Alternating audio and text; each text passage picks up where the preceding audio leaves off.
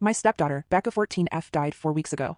I've been in her life since she was 7 years old. We were extremely close. My husband Derek 40M, his ex-wife Nancy 38F, and I 35F get along very well. There's never been an issue in the 7 years that I've been with Derek. Nancy has always been kind to me. She didn't even care that Becca called me mom too. Right after Becca's passing, Nancy had so much anxiety and depression that she was unable to be by herself. She has no family besides us, so we invited her to stay with us. Nancy hardly leaves the house. She mostly just sleeps in Becca's room, which is completely understandable.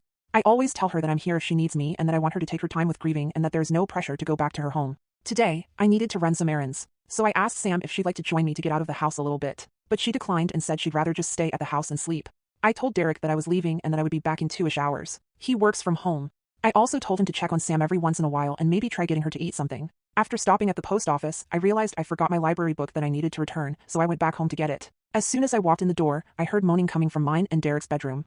I immediately knew what was happening, and my heart completely broke in that moment. I wasn't completely sure what to do, but I ended up deciding to confront them, so I walked to the bedroom and opened the door and began yelling at them both. Nancy started having an anxiety attack and ran to the bathroom while Derek kept apologizing profusely.